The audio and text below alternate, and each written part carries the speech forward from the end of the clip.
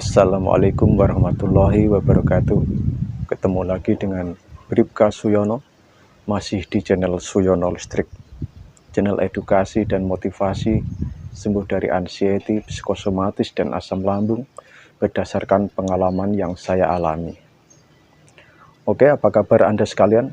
Saya tetap doakan semoga saya dan Anda semua tetap dalam lindungan Allah SWT dan diberi nikmat, yaitu nikmat sehat, nikmat iman, dan segera lepas dari anxiety maupun psikosomatis. Oke, sudah ya lebih fresh lah, sudah lebih fresh, alhamdulillah, walaupun kolesterol agak tinggi, ya nggak apa-apalah, disyukuri saja gitu.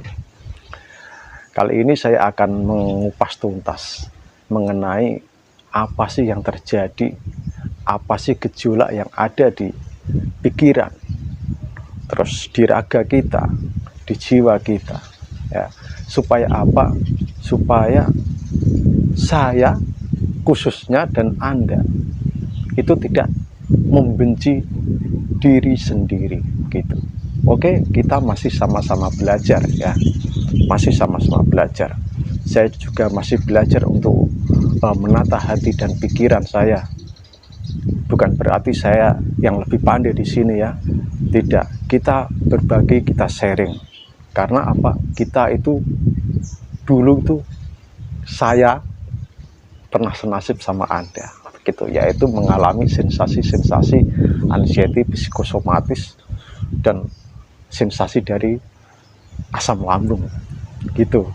Oke, kalau saat ini Anda masih merasakan ya ketakutan, kecemasan, takut di keramaian, takut mati, terus sensasi sempoyongan, keliengan, serasa mau pingsan tapi tidak pernah pingsan, dada berdebar, napas pendek, terus terasa tidak fit di badan Anda, beraktivitas sedikit aja sudah capek, rasanya badan ini masuk angin, terus ada kedutan di otot-otot, di sendi-sendi, tenut begitu. Kalau secara medis sudah dinyatakan sehat sama dokter, berarti itu tandanya Anda adalah mengalami sakit, yaitu sakit pikiran, gitu ya. Itu yang perlu Anda catat. Anda mengalami yaitu sakit pikiran. Sakit pikiran ini tidak datang secara tiba-tiba. Sakit pikiran ini asalnya itu ya dari pola pikir kita yang dulu-dulu, yang sudah menumpuk bertahun-tahun. Ya, ingat itu, bertahun-tahun. Ya, tidak hanya seminggu, 2 minggu, sebulan, 2 bulan, tetapi bertahun-tahun. Itu. Kecemasan yang Anda rasakan saat ini itu bukannya tidak beralasan, sangat beralasan sekali, dan itu wajar sekali. Kalau kita tidak punya rasa cemas, ya kita berarti tidak normal. Tetapi Anda harus tahu, harus bisa membedakan cemas dan gangguan kecemasan gitu. Ini harus Anda tonton sampai habis ya, supaya apa? Supaya Anda tidak terlalu membenci diri Anda sendiri, biar Anda tidak terlalu larut dalam sensasi itu. Wah, ini bahaya. Tidak, itu tidak bahaya. Sensasi yang Anda rasakan itu wajar, tidak berbahaya. Karena itu apa? Yaitu karena sakit pikiran gitu. Makanya tonton sampai habis ya. Saya mohon jangan di skip ya, jangan dipercepat, supaya Anda itu tahu. Anda harus bisa membedakan antara cemas dan gangguan kecemasan. Cemas itu begini ya, misalnya kita dulu waktu masih sekolah, di bangku sekolah, akan melaksanakan tes, ya, ujian, atau saat Anda melamar kerja, tes wawancara atau tes yang lain. Anda merasa cemas pasti. Wah, jangan-jangan soalnya sulit. Wah, saya lolos enggak? Nah, itu cemas. Tetapi setelah Anda melakukan tes itu, melakukan wawancara, cemas itu hilang karena sudah Anda lalui, gitu. Tetapi kalau kecemasan ini berlangsung terus-menerus, ya, tanpa sebab, Anda cemas, sedikit aja cemas, dan itu berlangsung secara terus-menerus, kecemasan itu yang akhirnya mengganggu yaitu psikis Anda, terus akhirnya mengganggu fisik Anda. Nah, itu namanya gangguan kecemasan. Di mana gangguan kecemasan ini kalau berlangsung dalam waktu yang lama, yaitu akan menjadi yaitu psikosomatis gitu. Ya, semoga Anda paham. Kok saya bisa bicara begini padahal saya tidak punya basic masalah psikologi, psikiatri dan sebagainya. Ya, saya belajar begitu ya. Waktu saya penyembuhan itu saya belajar. Jadi memang harus tahu ilmunya dulu. Sakit pikiran, anxiety, psikosomatis itu apa? Kita harus tahu, memahami itu dulu. Kalau kita sudah paham, sudah tahu asalnya dari mana, ciri-cirinya bagaimana, nah itu kita akan mudah untuk menemukan solusinya gitu. Oke, jadi jangan terlalu membenci diri Anda sendiri ya. Apabila sakit pikiran ya, saya yakin Anda merasakan sensasi itu, larinya ingin mencari obat.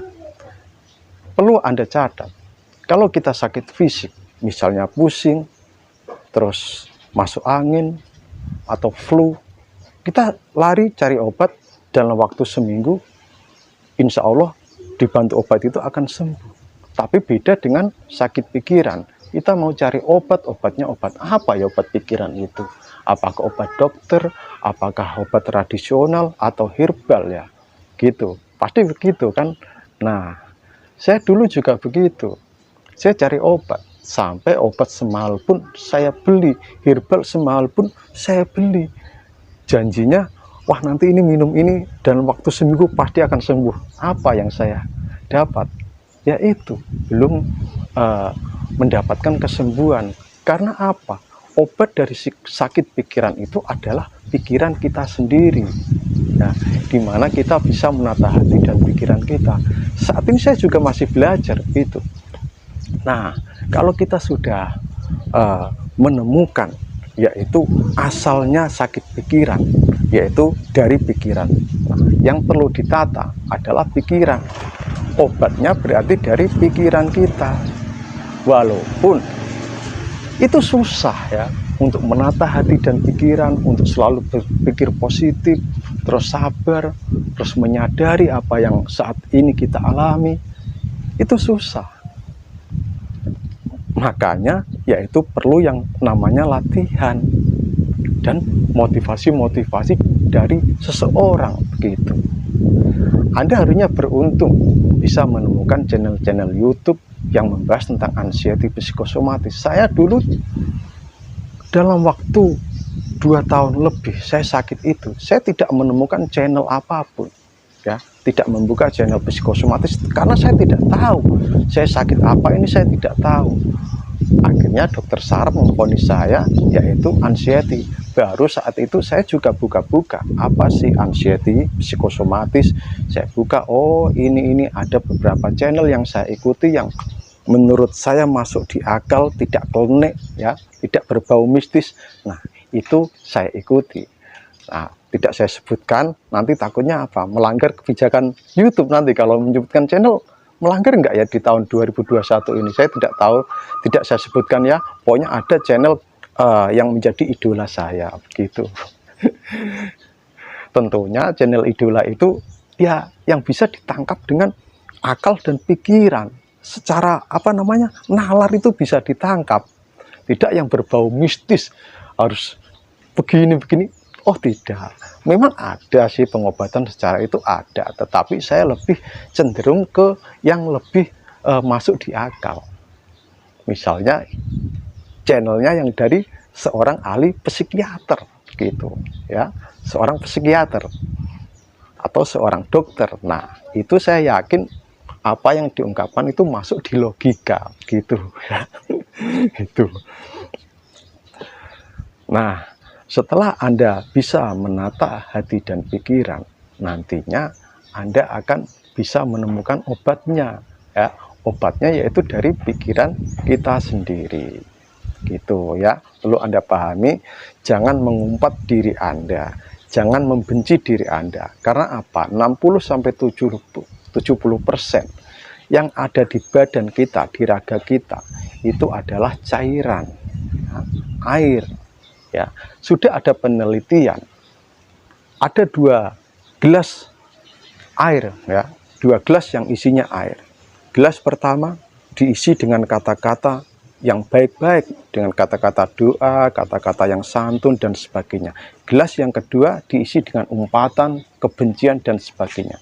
Setelah diadakan penelitian di laboratorium, air yang dikasih doa, dibacakan doa, terus dikasih kata-kata yang santun, kata-kata yang penuh makna, itu mengkristal airnya, jernih mengkristal. Sedangkan air yang diumpat dengan kata umpatan, airnya itu keruh setelah dilakukan penyelidikan atau penelitian di laboratorium begitu. Jadi berhenti mengumpat diri Anda sendiri, berhenti mengeluh yang tidak positif. Bagaimana sih mengeluh yang tidak positif? Ya, ngeluh yang tidak positif misalnya begini, dan ini kayak begini, kalau begini saya mati aja, dan sebagainya gitu. Nah, itulah keluhan yang negatif.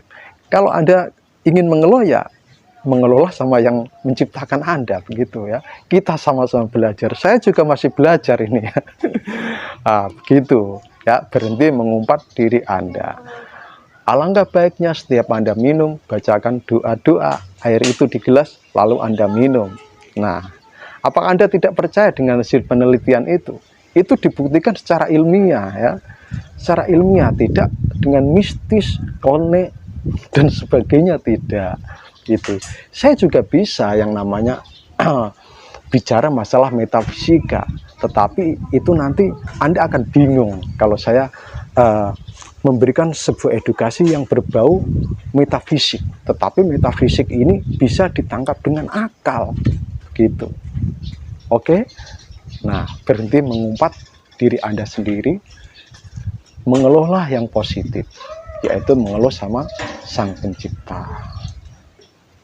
Nah, sudah pernah saya ungkapkan bahwa di dalam diri kita itu ada 3 lapisan, yaitu raga, jiwa, dan roh. Ketika raga bertemu dengan roh, maka akhirnya terciptalah yaitu yang namanya jiwa. Dengan jiwa kita punya nafsu, punya keinginan, punya kemauan, dan sebagainya. Gitu ya, ibaratnya adalah komputer ya. Komputer itu ada hardware, software, dan aliran listrik. Apabila hardware dan listrik ini bertemu, komputer itu bisa nyala, tetapi apa bisa dioperasikan? Belum bisa, karena apa?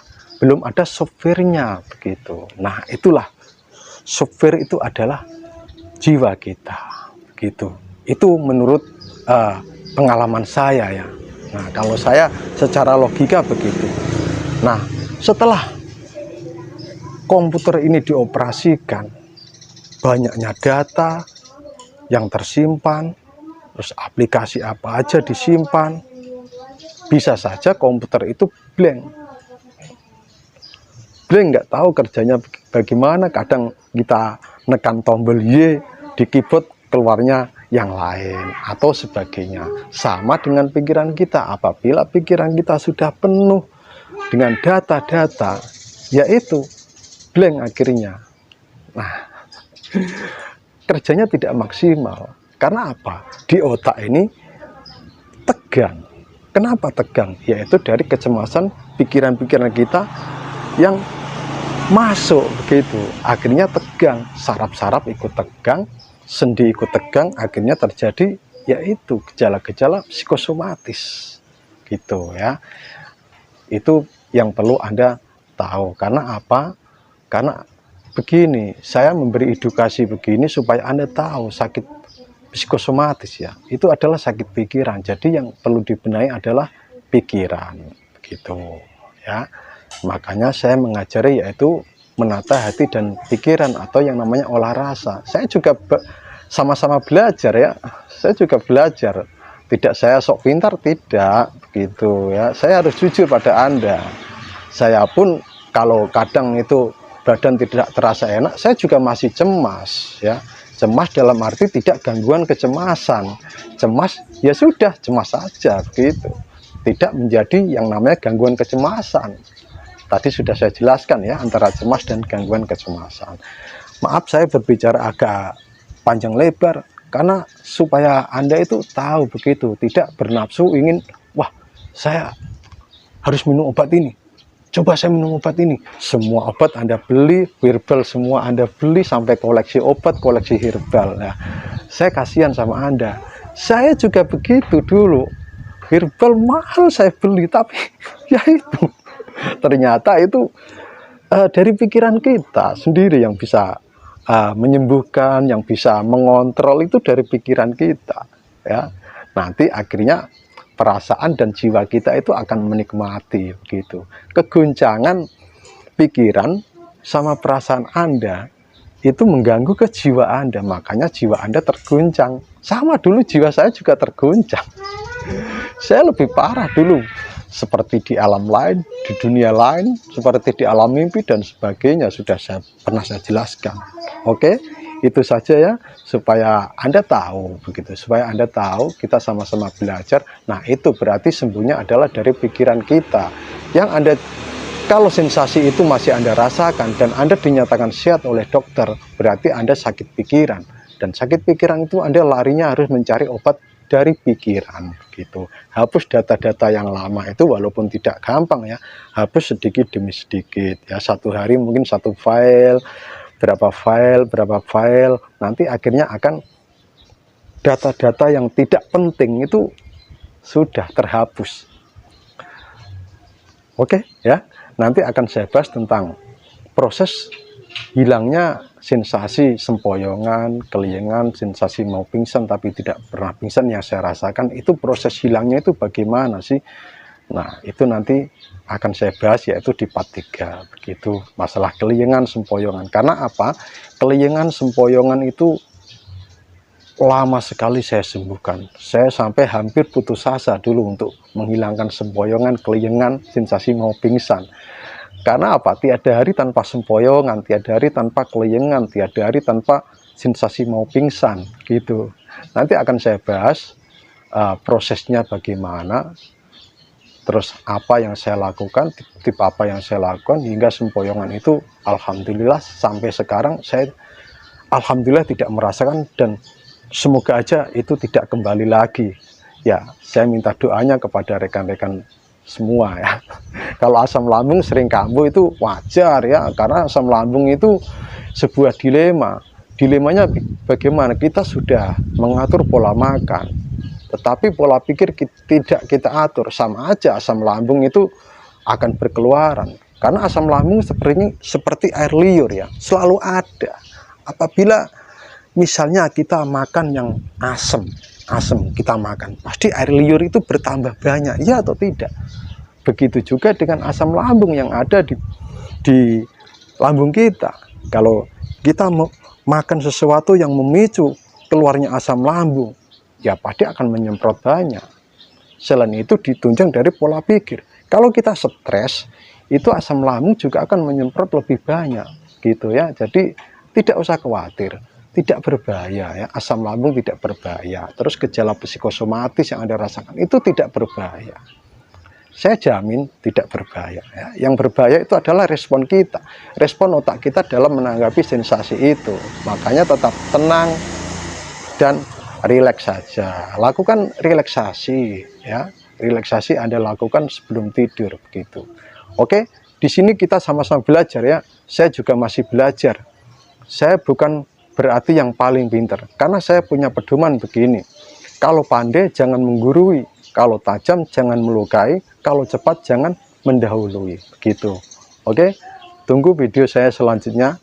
Salam sehat dari saya, Bribka Suyono. Wassalamualaikum warahmatullahi wabarakatuh.